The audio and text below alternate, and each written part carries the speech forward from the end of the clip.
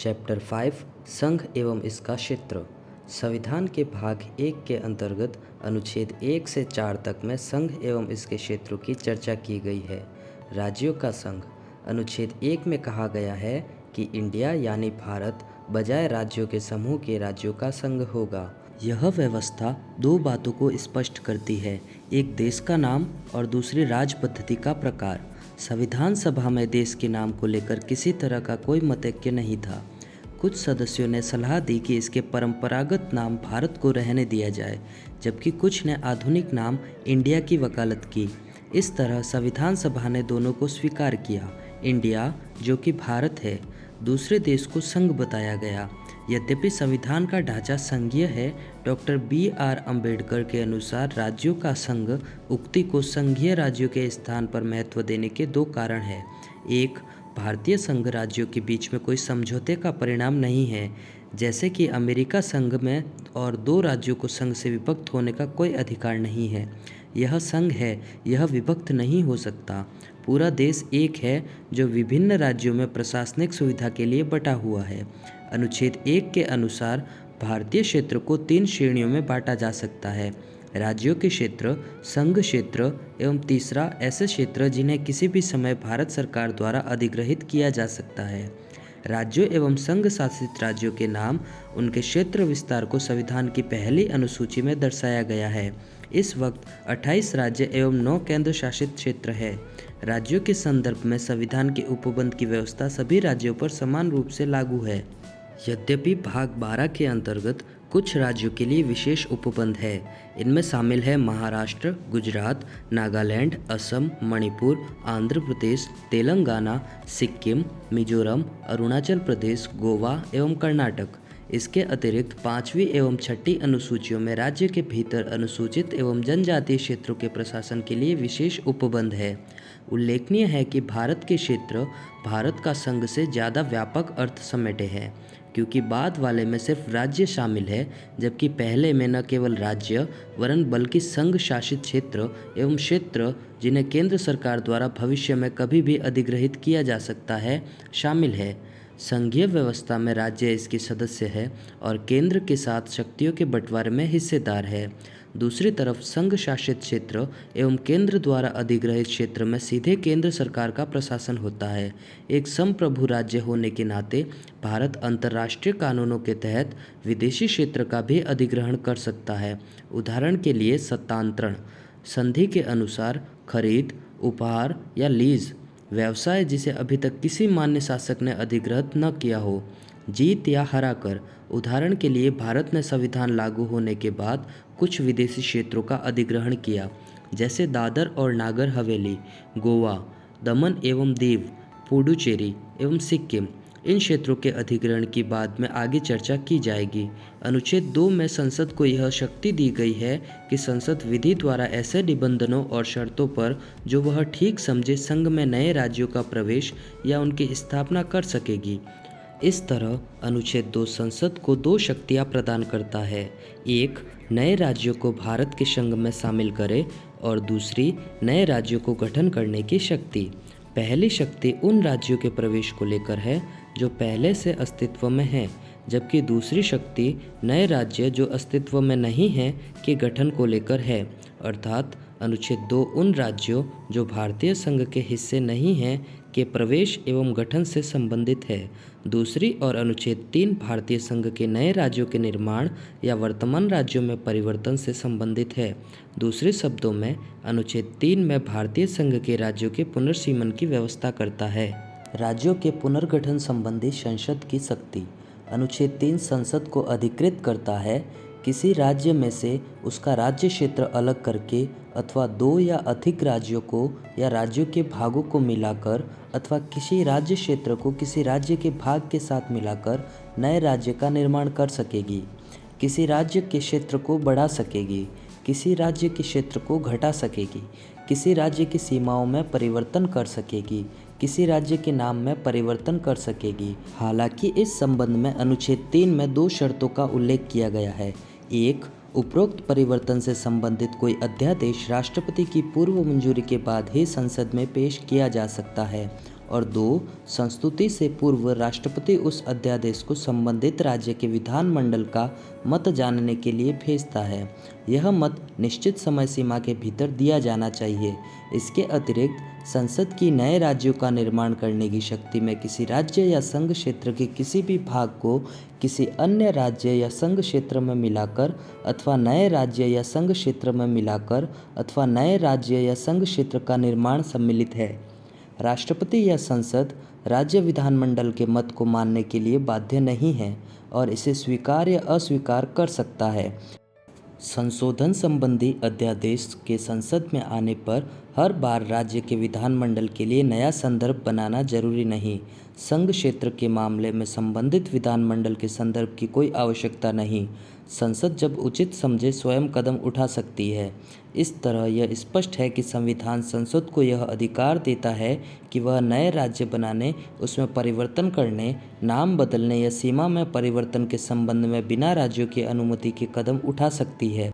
दूसरे शब्दों में, संसद अपने अनुसार भारत के राजनीतिक मानचित्र का पुनर्निर्धारण कर सकती है। इस तरह संविधान द्वारा क्षेत्रीय एकता या राज्य के अस्तित्व को गारंटी नहीं दी गई है। इस तरह भारत को सही कहा गया है। विभक्त राज्यों का अविभाज्य संघ। संघ सरकार राज्य को समाप्त कर सकती है, जबकि राज्य सरकार संघ को समाप्त नहीं कर सकती। दूसरी तरफ अमेरिका में क्षेत्रीय एकता या राज्यों के अस्तित्व को संविधान द्वारा गारंटी दी गई है। अमेरिकी संघीय सरकार नए राज्यों का निर्माण या उनकी सीमाओं में परिवर्तन बिना संबंधित राज्यों की अनुमति के नहीं कर सकती। इसलिए अमेरिका को अविभाज्य राज्यों का अविभाज्य संघ कहा गया है। संविधान अनुच्छेद 4 में स्वयं यह घोषित करता है कि नए राज्यों का प्रवेश या गठन अनुच्छेद 2 के अंतर्गत नए राज्यों के निर्माण, सीमाओं, क्षेत्रों और नामों में परिवर्तन अनुच्छेद 3 के अंतर्गत को संविधान के अनुच्छेद 368 के तहत संशोधन नहीं माना जाएगा। अर्थात इस तरह का कानून एक सामान्य बहुमत और साधारण विधायी प्रक्रिया के जरिए पारित किया जा सकता है। क्या संसद को यह भी अधिकार है कि वो किसी राज्य के क्षेत्र को समाप्त कर अनुच्छेद 3 के अंतर्गत भारतीय क्षेत्र को किसी अन्य देश को दे दे? यह प्रश्न उच्चतम न्यायालय के सामने तब आया जब 1960 में राष्ट्रपति द्वारा एक संदर्भ के जरिए उससे इस बारे में पूछा गया।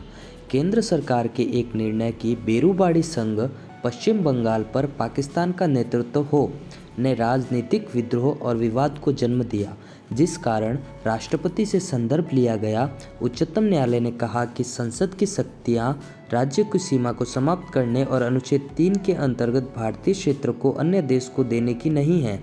यह कार्य अनुच्छेद 368 में ही संशोधन कर किया जा सकता है। इस तरह 9वें संविधान संशोधन अधिनियम 1960 के प्रभावी होने पर उक्त क्षेत्र को पाकिस्तान को स्थानांतरित कर दिया गया। दूसरी तरफ 1969 में उच्चतम न्यायालय ने व्यवस्था दी कि भारत और अन्य देशों के बीच सीमा निर्धारण विवाद को हल करने के लिए संवैधानिक संशोधन की जरूरत नहीं है। यह कार्य कार्यपालिका द्वारा किया जा सकता है। इसमें भारतीय क्षेत्र को विदेश को सौंपना शामिल नहीं है। बांग्लादेश के साथ क्षेत्रों का आदान प्रदान। 100वां संविधान संशोधन अधिनियम 2015 को इसलिए अधिनियमित किया गया कि भारत द्वारा कुछ भूभाग का अधिग्रहण किया जाए, जबकि कुछ अन्य भूभाग को बांग्लादेश को हस्तांतरित कर दिया जाए। उस समझौते के तहत जो भारत और बांग्लादेश की सरकारों के बीच हुआ, इस लेन देन में भारत ने 111 विदेशी अंतःक्षेत्रों को बांग्लादेश को हस्तांतरित कर दिया गया, जबकि बांग्लादेश ने 51 अंतःक्षेत्रों को भारत को हस्तांतरित किया। इसके साथ ही इस लेन देन में प्रतिकूल दखलों का हस्तांतरण तथा 6.1 किलोमीटर असीमांकित सीमाई क्षेत्र का सीमांकन भी शामिल था। इन 3 उद्देश्यों के लिए संशोधन ने 4 राज्यों असम, पश्चिम बंगाल, मेघालय तथा त्रिपुरा के भूभाग से जुड़ी पहली अनुसूची के प्रावधानों को भी संशोधित कर दिया। इस संशोधन की निम्नलिखित पृष्ठभूमि है। भारत और बांग्लादेश की लगभग 4096.7 किलोमीटर लंबी साझी जमीनी सीमा है। भारत पूर्वी पाकिस्तान जमीनी सीमा का निर्धारण 1947 के रेड क्लिफ अवार्ड के अनुसार हुआ था। विवाद रेड क्लिफ अवार्ड के कुछ प्रावधानों को लेकर हुआ, जिनका समाधान 1950 के बग्गे अवार्ड के अनुसार किया जाना था। पुनः एक कोशिश इन विवादों के समाधान के लिए 1998 में नेहरू-नून समझौते के द्वारा की गई। हालांकि बेरूबाड़ी यूनियन के विभाजन को सर्वोच्च न्यायालय में चुनौती की गई। सर्वोच्च न्यायालय के निर्णय के अनुपालन में संविधान अधिनियम 1960 पारित किया गया। लगातार मुकदमेबाजी तथा अन्य राजनीतिक घटनाक्रमों के चलते यह अधिनियम अधिसूचित नहीं किया जा सका। भूतपूर्व पूर्वी पाकिस्तान वर्तमान बांग्लादेश के भूभागों को लेकर। दूसरा, 16 मई 1947 को भारत बांग्लादेश की ज़मीनी सीमा के सीमांकन एवं संबंधित मामलों के लिए दोनों देशों के साथ एक समझौता हुआ ताकि इस जटिल मुद्दे को हल किया जा सके। इस समझौते की अभी पुष्टि नहीं की जा सकी क्योंकि यह जमीन के स्थानांतरण का मामला था जिसके लिए संविधान संशोधन की जरूरत थी। इस संबंध में जमीन पर उस क्षेत्र के विशेष को चिन्हित करने की जरूरत थी जिसे हस्तांतरित किया जाना था। इसके पश्चात असीमांकित जमीनी सीमा, प्रतिकूल कब्जे वाले भूभागों तथा अंतर क्षेत्रों के आदान प्रदान को विकसित कर 6 सितंबर 2011 को एक प्रोटोकॉल पर दस्तखत कर इस मुद्दे को हल करने का प्रयास किया गया, जो कि भारत बांग्लादेश के बीच जमीनी सीमा समझौता 1974 का अभिन्न हिस्सा है। इस प्रोटोकॉल को असम, मेघालय, त्रिपुरा एवं पश्चिम बंगाल राज्य सरकारों के सहयोग एवं सहमति से किया गया। केंद्र शासित प्रदेशों एवं राज्यों का उद्भव। देशी रियासतों का एकीकरण। आज़ादी के समय भारत में राजनीतिक इकाइयों की 2 श्रेणियां थीं, ब्रिटिश प्रांत और देशी रियासतें। भारतीय स्वतंत्रता अधिनियम 1947 के अंतर्गत 2 स्वतंत्र एवं पृथक प्रभुत्व वाले देश भारत और पाकिस्तान का निर्माण किया गया और देशी रियासतों को 3 विकल्प दिए गए। पहला, भारत में शामिल हो, दूसरा, पाकिस्तान में शामिल हो या फिर स्वतंत्र रहे। 552 देशी रियासतें भारत की भौगोलिक सीमा में थीं। 549 भारत में शामिल हो गई और बची हुई 3 रियासतें हैदराबाद, जूनागढ़ और कश्मीर ने भारत में शामिल होने से इनकार कर दिया। यद्यपि कुछ समय बाद इन्हें भी भारत में मिला लिया गया। हैदराबाद को पुलिस कार्रवाई के द्वारा, जूनागढ़ को जनमत के द्वारा एवं कश्मीर को विलय पत्र के द्वारा भारत में शामिल कर लिया गया। 1950 में संविधान ने भारतीय संघ के राज्यों को 4 प्रकार से वर्गीकृत किया: भाग क, भाग ख और भाग ग राज्य एवं भाग ग क्षेत्र। ये सभी संख्या में 29 थे। भाग क में वे राज्य थे जहां ब्रिटिश भारत में गवर्नर का शासन था। भाग ख में 9 राज्य विधानमंडल के साथ शाही शासन। भाग ग में ब्रिटिश भारत के मुख्य आयुक्त का शासन एवं कुछ में शाही शासन था। भाग ग में राज्य का केंद्रीकृत प्रशासन अंडमान एवं निकोबार द्वीप को अकेले भाग ग क्षेत्र में रखा गया था। धर आयोग और जेवीपी समिति। देशी रियासतों को शेष भारत में एकीकरण विशुद्ध रूप से अस्थायी व्यवस्था थी। इस देश के विभिन्न भागों, विशेष रूप से दक्षिण से मांग उठने लगी कि राज्यों का भाषा के आधार पर पुनर्गठन हो। जून 1948 में भारत सरकार ने S.K. धर की अध्यक्षता में भाषाई प्रांत आयोग की नियुक्ति की। आयोग ने रिपोर्ट दिसंबर 1948 में पेश की। आयोग ने सिफारिश की कि राज्यों का पुनर्गठन भाषाई कारक की बजाय प्रशासनिक सुविधा के अनुसार होना चाहिए। इससे अत्यधिक असंतोष फैल गया। परिणाम स्वरूप कांग्रेस द्वारा दिसंबर 1948 में एक अन्य भाषाई प्रांत समिति का गठन किया गया। इसमें जवाहरलाल नेहरू, वल्लभ भाई पटेल और पट्टाभी सीतारमैया शामिल थे, जिसे जेवीपी समिति के रूप में जाना गया। इसने अपनी रिपोर्ट अप्रैल 1949 में पेश की और इस बात को औपचारिक रूप से अस्वीकार किया कि राज्यों के पुनर्गठन का आधार भाषा होनी चाहिए। हालांकि अक्टूबर 1953 में भारत सरकार को भाषा के आधार पर पहले राज्य के गठन के लिए मजबूर होना पड़ा, जब मद्रास से तेलुगु भाषा क्षेत्रों को पृथक कर आंध्र प्रदेश का गठन किया गया। इसके लिए एक लंबा विरोध आंदोलन हुआ, जिसके अंतर्गत 56 दिनों की भूख हड़ताल के बाद एक कांग्रेसी कार्यकर्ता पोट्टी श्रीरामुलु का निधन हो गया। फजल अली आयोग। आंध्र प्रदेश के निर्माण से अन्य क्षेत्रों से भी भाषा के आधार पर राज्य बनाने की मांग उठने लगी। इसके कारण भारत सरकार को दिसंबर 1953 में एक 3 सदस्यीय राज्य पुनर्गठन आयोग फजल अली की अध्यक्षता में गठित करने के लिए विवश होना पड़ा। इसके अन्य 2 सदस्य थे के.एम. पणिक्कर और H.N. कुंजरू।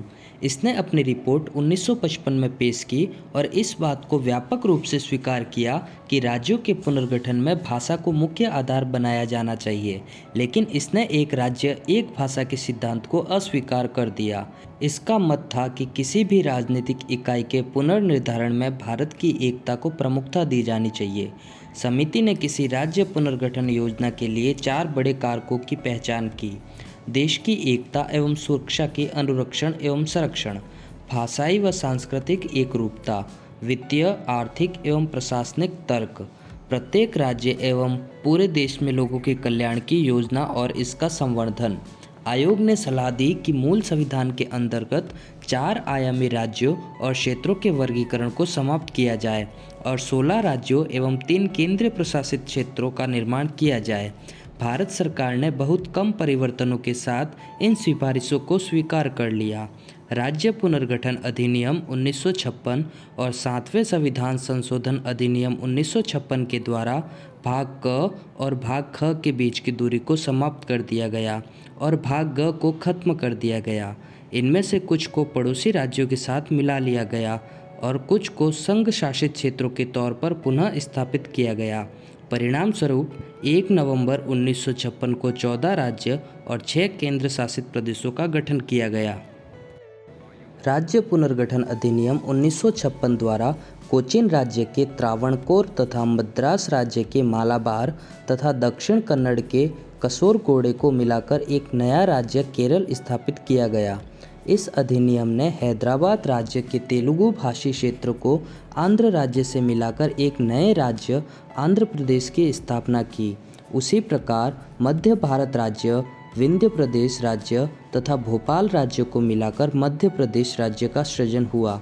पुनः इसने सौराष्ट्र और कच्छ राज्य को बॉम्बे राज्य में, कुर्ग राज्य को मैसूर राज्य में, पटियाला एवं पूर्वी पंजाब को पंजाब राज्य तथा अजमेर राज्य को राजस्थान राज्य में विलय कर दिया।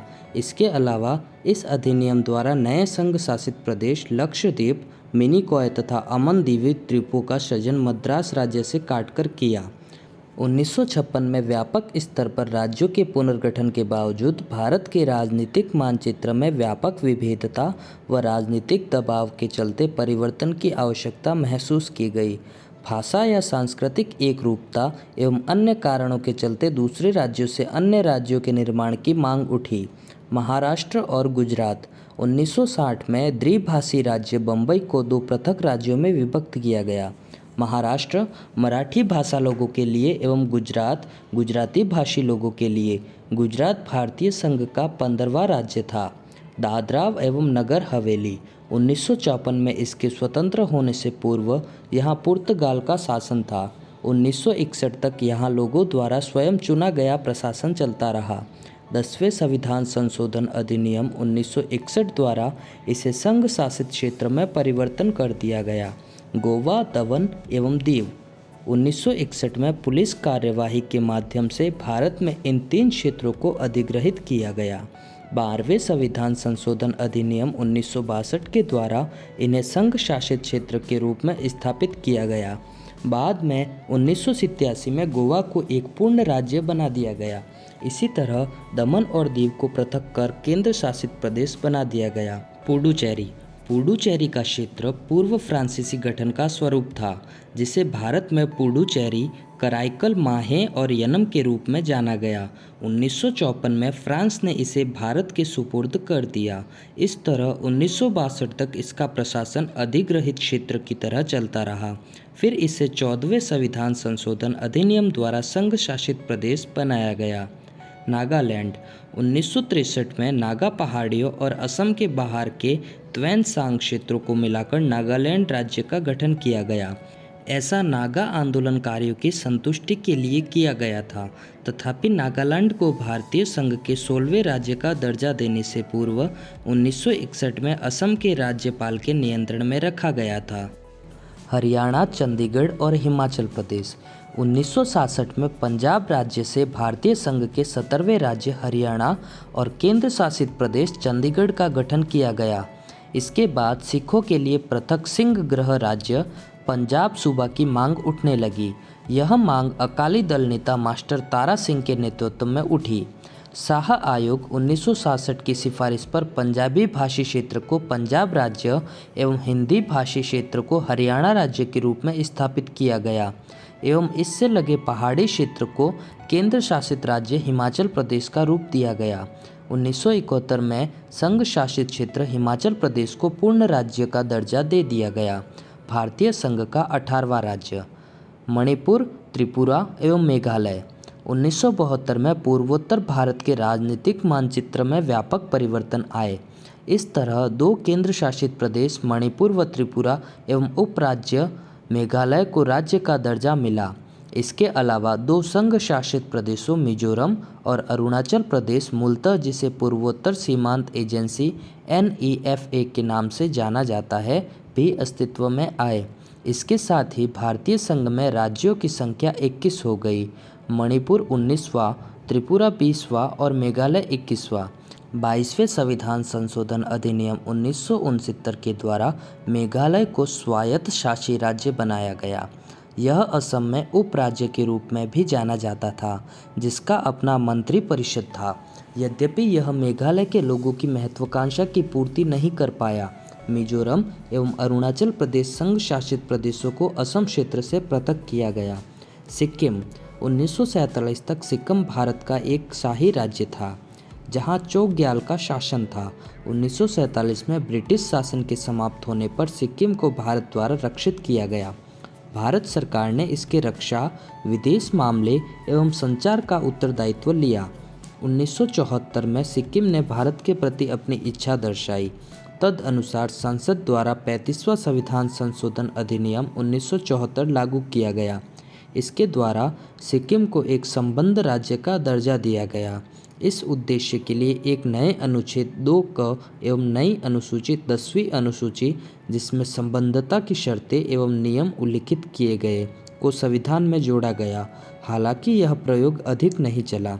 इससे सिक्किम के लोगों की महत्वाकांक्षाओं की पूर्ति नहीं हुई।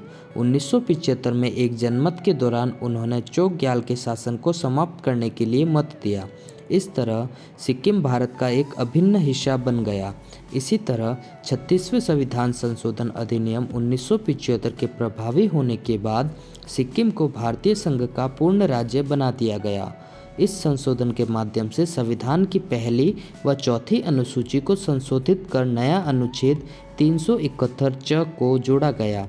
इसने अनुच्छेद 2 क और 10वीं अनुसूची को भी निरसित कर दिया, जिन्हें 1974 के 35वें संशोधन अधिनियम द्वारा जोड़ा गया था। मिजोरम, अरुणाचल प्रदेश और गोवा। 1987 में भारतीय संघ में 3 नए राज्य मिजोरम, अरुणाचल प्रदेश और गोवा 23वें, 24वें एवं 25वें राज्य के रूप में अस्तित्व में आए। संघ शासित प्रदेश मिजोरम को पूर्ण राज्य बनाया गया। यह निर्माण 1986 में एक समझौते के आधार पर हुआ, जिस पर भारत सरकार एवं मिजो नेशनल फ्रंट ने हस्ताक्षर किए, जिसने 2 दशक से चले आ रहे राजद्रोह को समाप्त किया। अरुणाचल प्रदेश भी 1972 में संघ शासित प्रदेश बना। संघ शासित प्रदेश गोवा, दमन और दीव से गोवा को पृथक कर अलग राज्य बनाया गया। छत्तीसगढ़, उत्तराखंड और झारखंड सन 2000 में छत्तीसगढ़, उत्तराखंड और झारखंड को क्रमशः मध्य प्रदेश, उत्तर प्रदेश और बिहार से पृथक कर नए राज्यों के रूप में मान्यता दी गई। ये तीनों राज्य भारतीय संघ के 26वें, 27वें व 28वें राज्य बने। तेलंगाना। वर्ष 2014 में तेलंगाना राज्य आंध्र प्रदेश राज्य के भूभाग को काटकर भारत के 29वें राज्य के रूप में अस्तित्व में आया। आंध्र प्रदेश राज्य अधिनियम 1953 ने भारत में भाषा के आधार पर पहले राज्य का निर्माण किया। आंध्र प्रदेश, जिसमें मद्रास राज्य, तमिलनाडु के तेलुगु भाषी क्षेत्र शामिल किए गए। कुर्नूल आंध्र प्रदेश राज्य की राजधानी थी, जबकि गुंटूर में राज्य का उच्च न्यायालय स्थापित था। राज्य पुनर्गठन अधिनियम 1956 द्वारा हैदराबाद राज्य के तेलुगु भाषी क्षेत्रों को आंध्र राज्य में मिलाकर वह बृहत्तर आंध्र प्रदेश राज्य की स्थापना की गई। राज्य की राजधानी हैदराबाद स्थानांतरित की गई। पुनः आंध्र प्रदेश पुनर्गठन अधिनियम 2014 ने आंध्र प्रदेश को अलग राज्यों में बांट दिया। आंध्र प्रदेश तथा तेलंगाना। जम्मू एवं कश्मीर और लद्दाख। जम्मू एवं कश्मीर संघीय क्षेत्र में पूर्व के जम्मू एवं कश्मीर राज्य के सभी जिले शामिल हैं। कारगिल और लेह जिले को छोड़कर जो लद्दाख संघीय क्षेत्र में शामिल कर लिए गए हैं। इस प्रकार राज्यों की और संघीय क्षेत्रों की संख्या जो 1956 में क्रमशः 14 और 6 थी, अब बढ़कर 25 और 9 हो गई है। नामों में परिवर्तन। कुछ राज्यों एवं संघ शासित क्षेत्रों के नामों में भी परिवर्तन किया गया। संयुक्त प्रांत पहला राज्य था जिसका नाम परिवर्तित किया गया। इसका नया नाम 1950 में उत्तर प्रदेश किया गया। 1969 में मद्रास का नया नाम तमिलनाडु रखा गया। इसी तरह 1973 में मैसूर का नया नाम कर्नाटक रखा गया। इसी वर्ष लक्षद्वीप, मिनिकॉय एवं अमीन दीवी का नया नाम लक्षद्वीप रखा गया। 1992 में संघ शासित प्रदेश दिल्ली का नया नाम राष्ट्रीय राजधानी क्षेत्र दिल्ली रखा गया। इसे बिना पूर्ण राज्य का दर्जा दिए। यह बदलाव 69वें संविधान संशोधन अधिनियम 1991 के द्वारा हुआ। वर्ष 2006 में उत्तरांचल का नाम बदलकर उत्तराखंड कर दिया गया। इसी वर्ष पांडिचेरी का नाम बदलकर पुडुचेरी किया गया। वर्ष 2011 में उड़ीसा का नाम पुनः नामकरण ओडिशा के रूप में हुआ।